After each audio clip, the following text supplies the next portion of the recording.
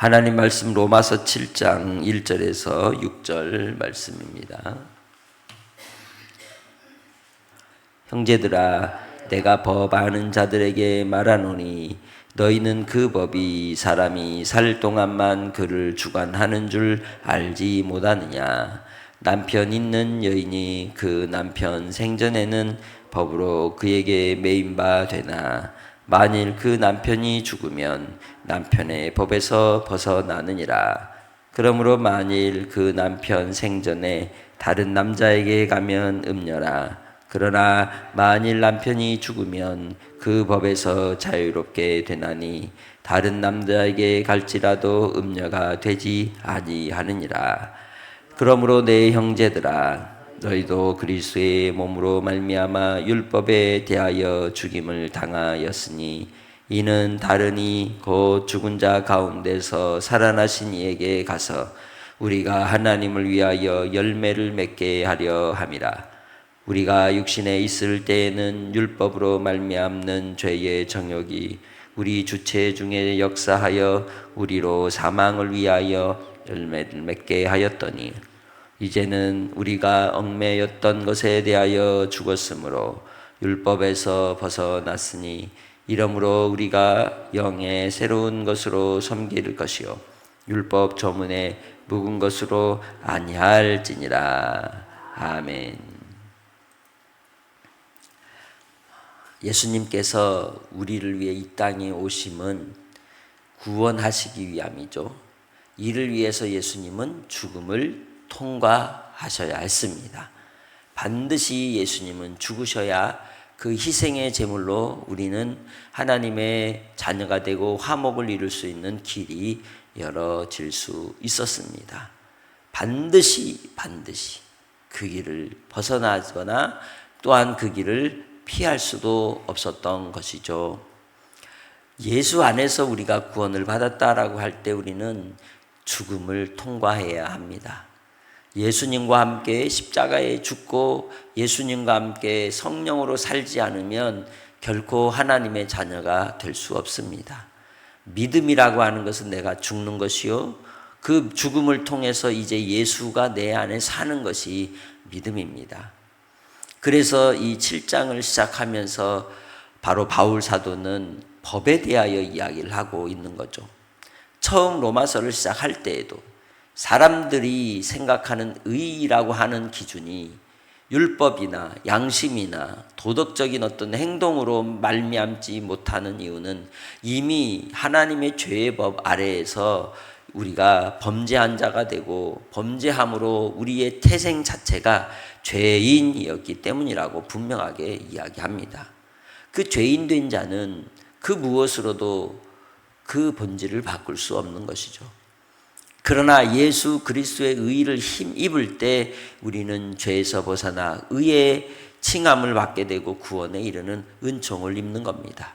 이를 이 법에 대하여 빗대어 7장을 시작하며 말씀하는 것이죠. 한 여인이 이 남편으로부터 그 법 아래 계약을 통하여 언약을 통해 결혼이라고 하는 과정을 통해서 부부가 되었을 때에는 그 부부의 법을 따라야 하며 지켜야 하는 것이 도리라고 말씀하는 겁니다. 그러나 남편이 이 세상을 떠나면 이제 남편으로부터 자유하는 자가 된다고 이야기를 하고 있는 것이죠. 이처럼 우리가 율법이나 죄의 법 아래에 있을 때에는 죄의 세력으로부터 벗어날 수가 없는 그러한 인생을 산다는 겁니다. 그러나 예수를 믿을 때에는 죄의 법에 대해 죽은 자가 된다는 것이죠. 이제는 은혜의 법 아래 사는 자가 되는 겁니다. 그 은혜의 법은 성령의 법입니다. 그래서 8장에서는 생명의 성령의 법이 우리를 정죄하지 못한다라고 말씀하고 있는 겁니다. 죄의 법이 우리를 정죄하고 죄의 법이 우리를 죽음에 이르게 하고 죄의 법 아래에서 우리는 살아날 수 없으며 그 죄의 법의 지배를 받고 사는 인생들이라는 것이죠. 이제는 예수 안에서 우리가 주 하나님으로 말미암아 죽은 자가 되고 예수와 함께 산 자가 되면 은혜의 법 아래서 살기에 죄의 법이 우리를 주관하지 못한다는 것을 설명하고 있는 겁니다.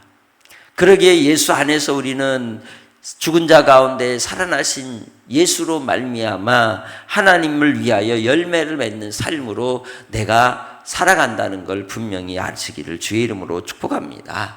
나의 존재가 무엇을 위해 이제 용도가 변경됐는지를 분명히 알아야 한다는 거죠. 쓰임이 바뀌었다는 겁니다. 은혜 아래서 하나님의 영광을 위해 쓰임받는 존재가 되었음을 분명히 확인하고 확신하며 따라가기를 바랍니다. 그래서 바로 이제는 우리는 열매 맺는 삶을 살아야 한다는 것이죠. 그것이 성령으로 말미암아 우리에게 주어진 삶의 목적이라는 겁니다. 이제 죄의 정욕이 우리를 지체 중에 역사하는 우리로 사망을 위해 열매를 맺는 삶을 살게 했다면 이제 우리가 예수 안에서 생명으로 성령으로 사는 자가 되었음을 분명히 아는 삶이 되길 주의 이름으로 축복합니다. 그러게 지키는 것도 달라지는 거죠. 율법의 요구를 지키는 게 아니라는 겁니다.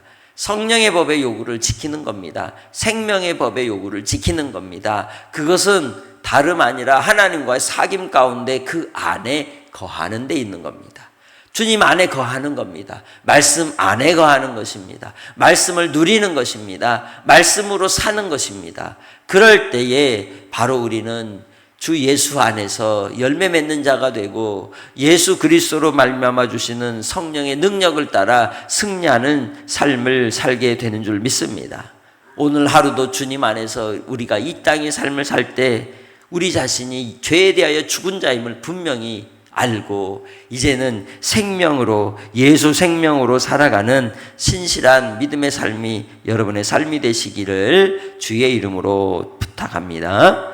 하나님 아버지 감사합니다. 오늘도 주님의 은혜를 따라 이 땅의 삶이 죄의 법 아래의 삶이 아니라 은혜의 법 아래 사는 하나님의 백성임을 기억하며 우리가 죄에 대하여 죽었음을 분명하게 선언하고 믿음으로 나아가는 종들이 다 되게 하여 주옵소서.